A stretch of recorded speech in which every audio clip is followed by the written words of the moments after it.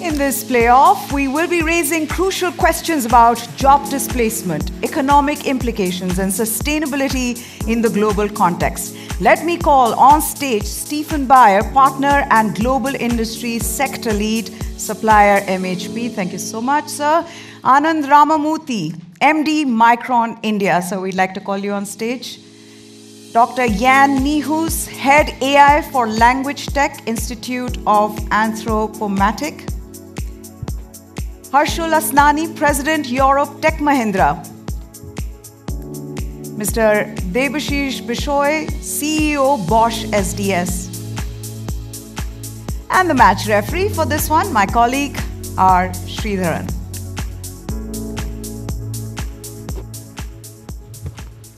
Thank you, Meha and Padmaja. I see that we have a lovely panel this morning.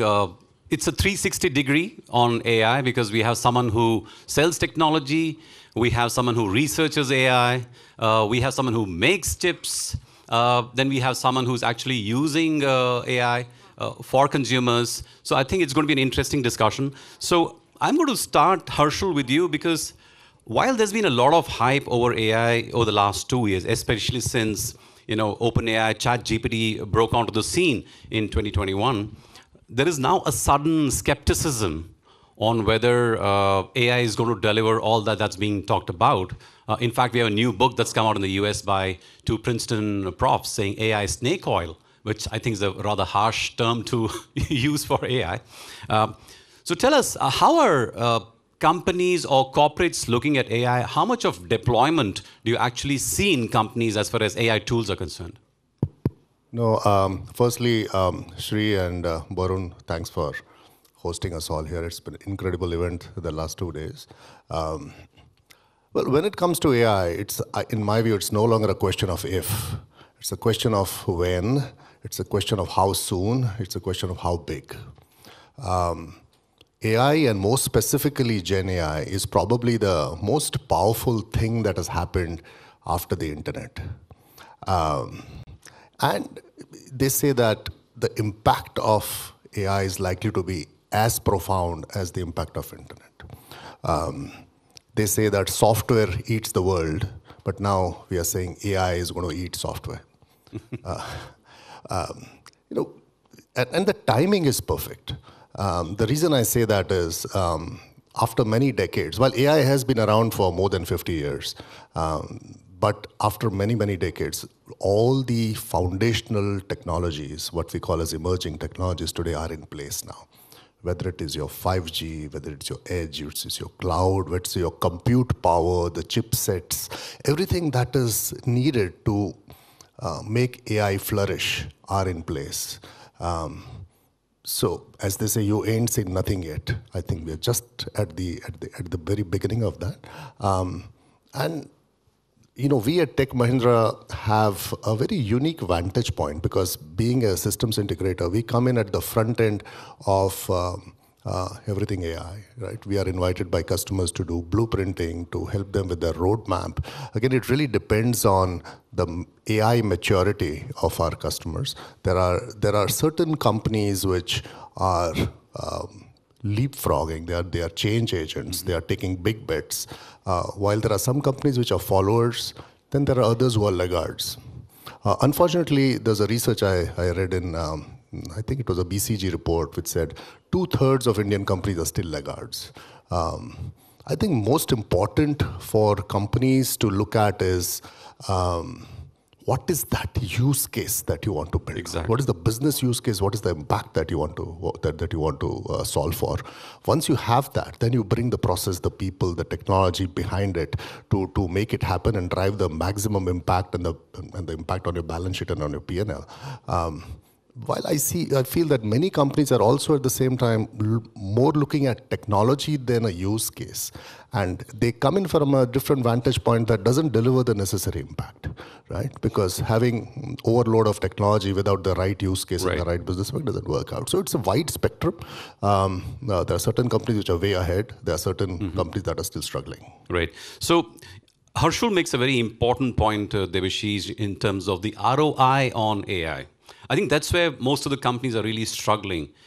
because it costs a whole lot to train these models and then develop solutions that are actually going to generate any kind of return for the company. So from your experience as a vendor, do you have any examples in mind that you can share with our delegates here? Someone who's used AI and put it to really good use with good ROI on that investment? So Sri, thank you very much for the question. I think it's a logical progression from what you asked Harshul, and Harshul set the stage very nicely.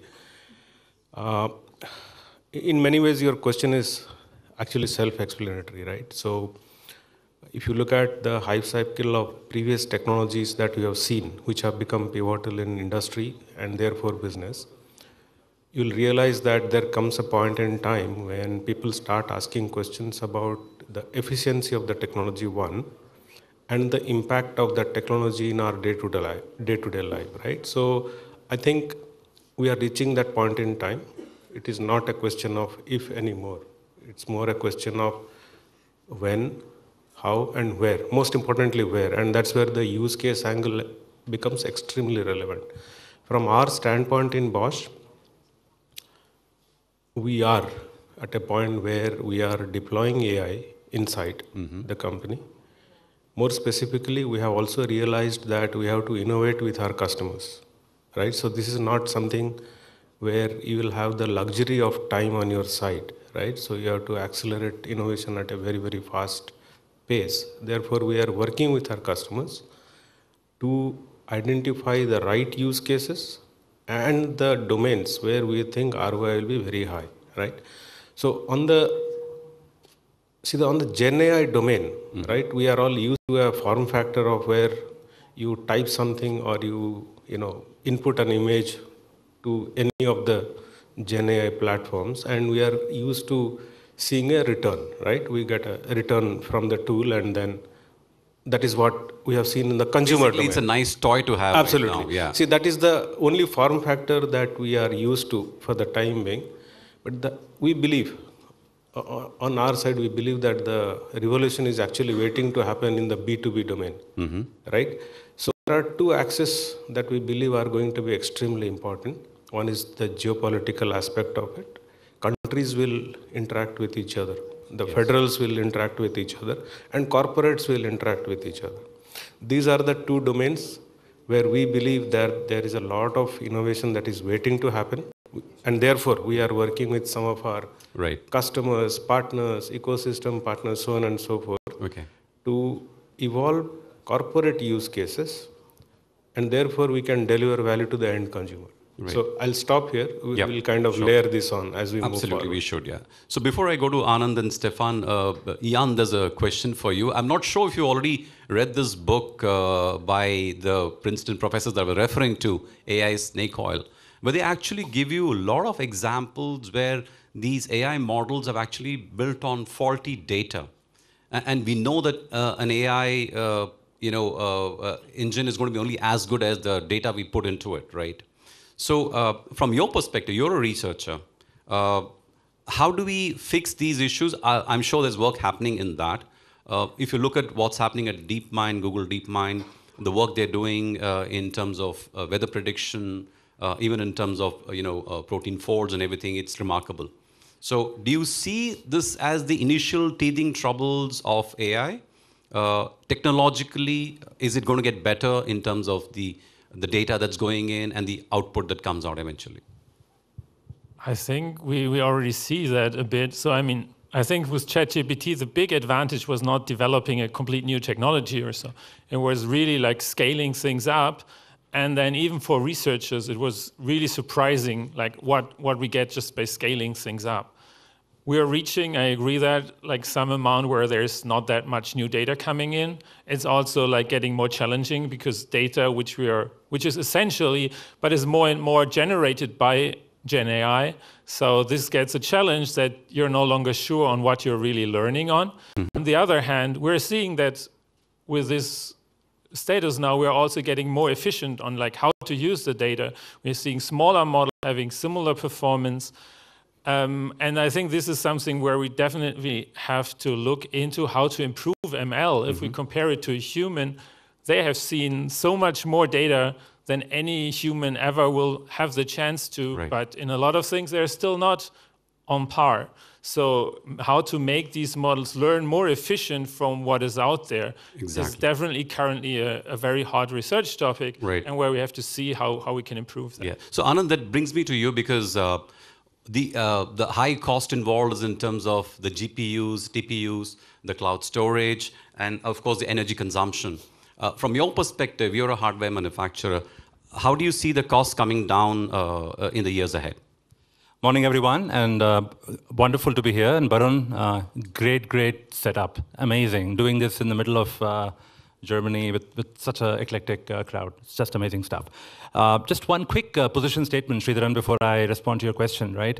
The human mind is geared to think very linearly. So I always feel we overestimate the impact of technology in the short term and tend to kind of underestimate it in the long term, right? True. So my position statement is, we've been trying to mimic the human brain for a very long time. I've been in the compute industry for over 2 decades. We've been trying to wonder, the human brain consumes 20-watt power and does the kind of reasoning that compute systems can't, right? So independent of the Princeton study, great respect for people, there'll always be intellectual digression on these topics, but I believe that the train for mimicking the reasoning and the compute performance of brain, that train has already left. And the question now is to how to make the journey safe, secure, and worthwhile. Right. Back to your question on semiconductors, we selfishly believe we are the pizza base on which the whole semiconductor AI stack sits on. We have, if all of you are familiar with Moore's law, the industry has found ways to bring down cost consistently over many decades, right? True. Now, of course, because of device physics and other challenges, we've kind of hit a roadblock now, but a very interesting thing is happening. I'll get a little technical here, and then forgive me if this is not too relevant. There is a fundamental shift happening in how enterprise server architectures are designed. The traditional architecture would be a CPU sitting next to it, the DRAM from Micron or any of our peers. That is being replaced by a GPU or a TPU. And what we are seeing, just a plug for my mother company, instead of having a discrete DRAM, now we have stacks of DRAM.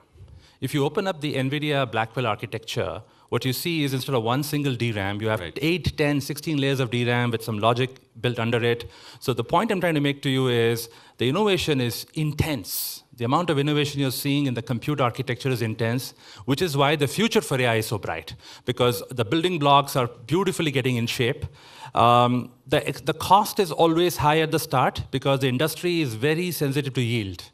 In semiconductors, having a viable silicon is not enough. It has to yield in excess of 99% for it to be cost effective.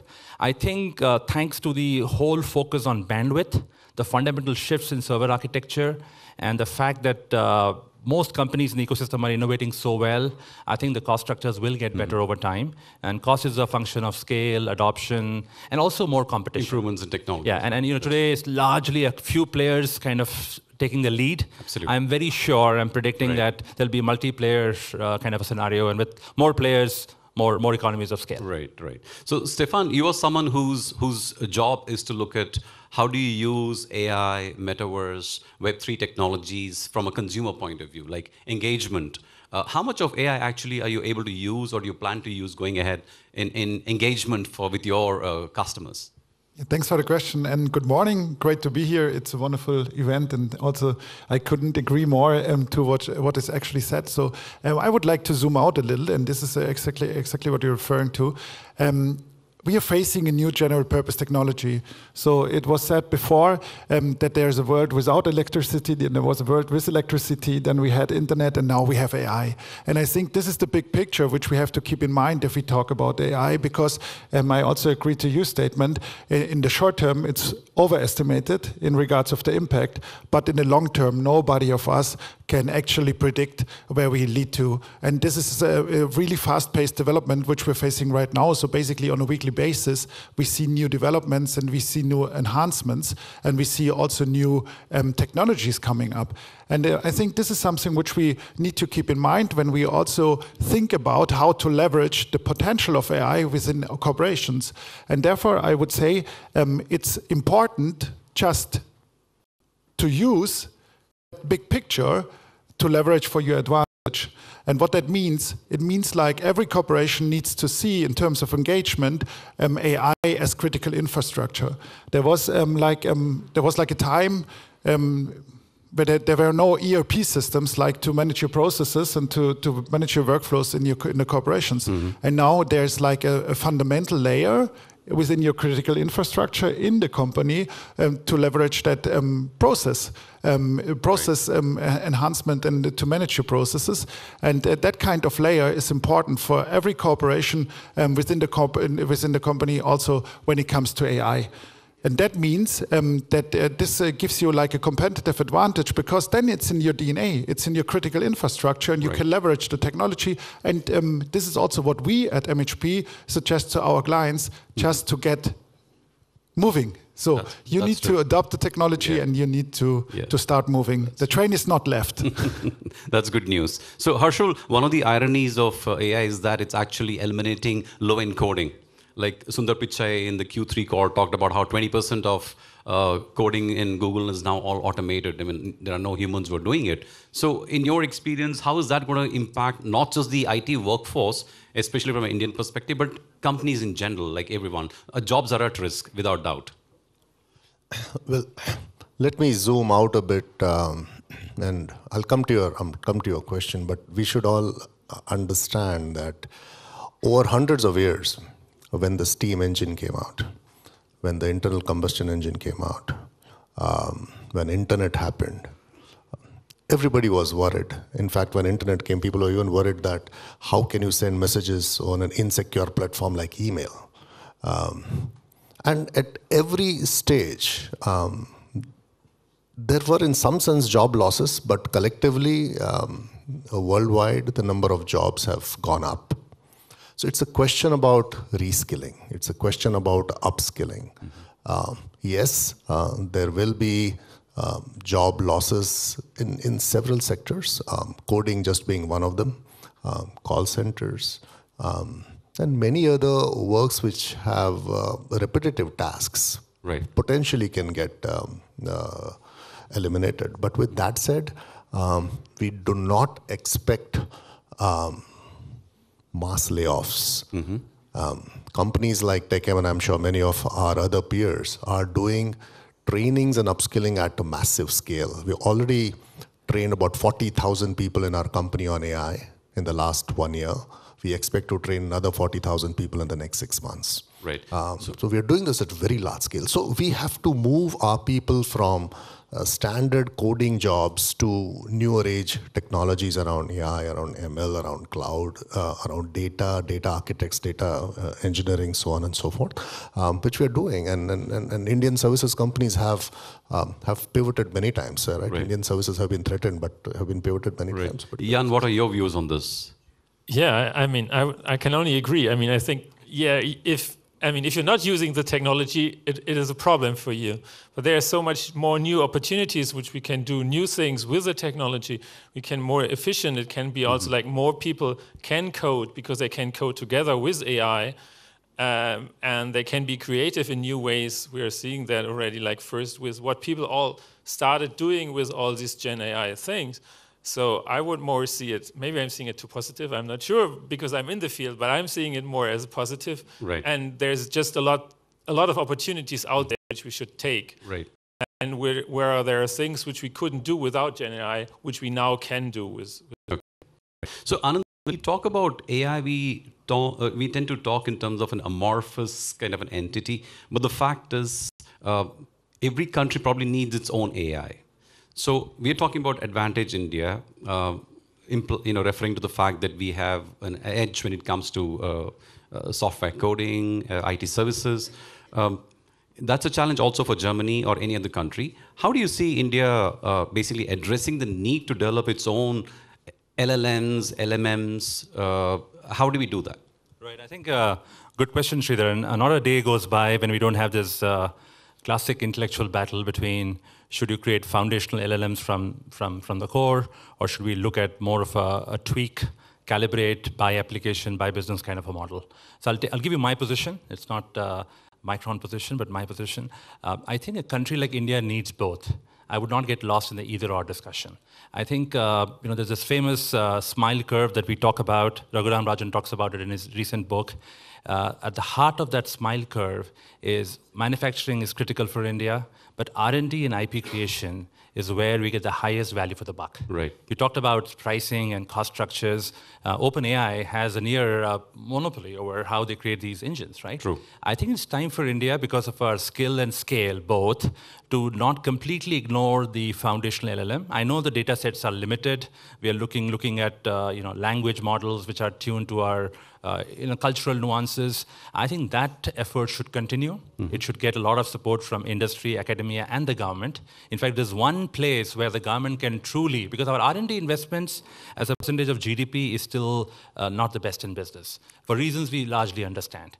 But if I were to ever advise the Indian government, not that they would listen, but I would suggest that enhancing the R&D input in the LLM space would be a perfect time to create true sustaining long-term leadership. While that is happening, Indian culturally and business-wise is very adept at trying to figure out a business model where from the IT companies to semiconductor companies, the whole value chain will find a way to go and monetize and tweak and calibrate models. So my net there would be, hey, listen, don't get lost in the either or. There is a famous saying in our Micron world, we say the genius of doing nothing. Our best products have come when smart people kept on tooling, retooling, and tinkering with building blocks. Great. And from there emerges great genius, right? I know it's a luxury for a country like India, which is still developing, but perfect time for me to go dabble a little more in that area. So I'm down to my last 5 minutes. So, but Harshul, in 30 seconds, I know that Tech Mahindra is also developing its own LLM model called Project Indust. Yes. In 30 seconds, tell us what it's really trying to do. Yeah, no, so we've built it grounds up. And it is for addressing 650 million people in India who speak Hindi. This LLM model built on about 4 billion parameters, as I said, grounds up, and addresses 37 different dialects of Hindi. It has got some rave reviews, and I think it's very important for a country. And we also, by the way, done it for Indonesia in partnership with NVIDIA. And that's again getting rave reviews for Sahabat and the local languages. It's incredibly important for sovereignty of a country to have its own LLM. Yeah, right, okay. So I'm going to switch gears now, come to the most important issue which everyone's grappling with, which is of AI, safety, ethical issues around AI, the guardrails that we need to build around it. So Debashish, what to your mind are the big challenges, and how can we build sufficient guardrails around AI, especially as it moves towards artificial general intelligence, which I'm told will probably match or surpass human intelligence? So Sri, I think there was this initial paranoia about, what happens with AI when it becomes sentient and that sort of thing. Broadly, from my standpoint, the way I see it, there are two categories of issues here. One is obviously the geopolitical issue, right? And the second is the socio-economic impact of things. In the second category, which is the socio-economic category, we believe that the initial paranoia is kind of waning down, right? People have started realizing that definitely new piece of technology looking for a problem to solve. So therefore, there will be positive impact on economy. Upskilling will happen, as Harshul said, but it will make very, very fundamental impact to adding to, let us say, not even gross domestic, but gross, if there's such a number like, global economy, right? So it will add significantly to that level. So there is no doubt about that. The guardrails topic, the security and related topics, I believe there will be formation of blocks, right? So if there is such a thing, then probably diplomacy, AI diplomacy will also become relevant. And the so-called socio-economic blocks, global blocks will figure out the necessary, let us say, rules of engagement, right?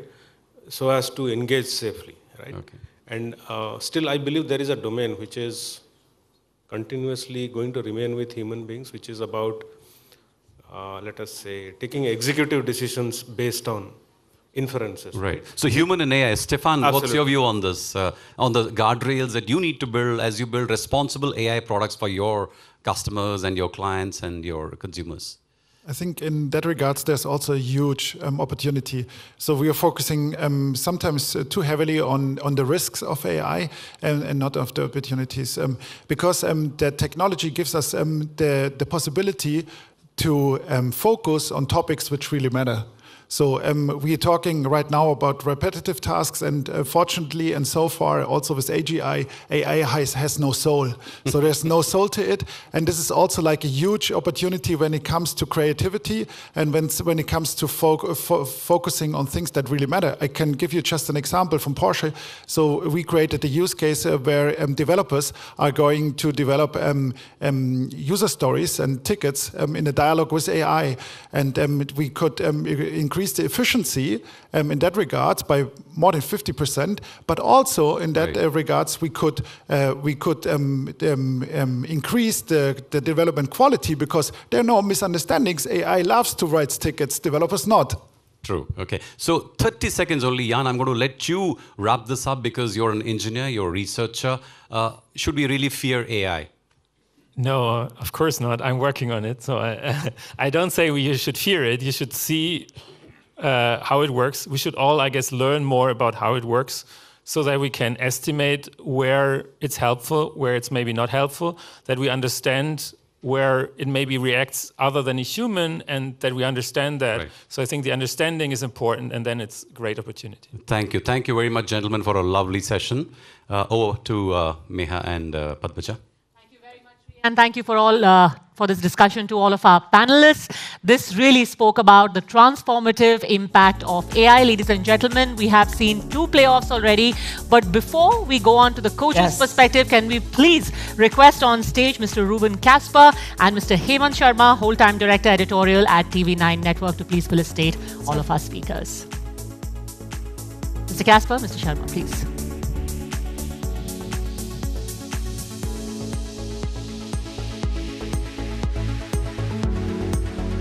आगे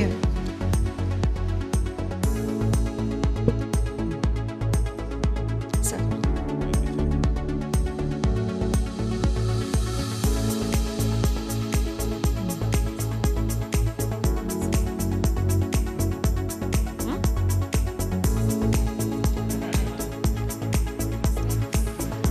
In this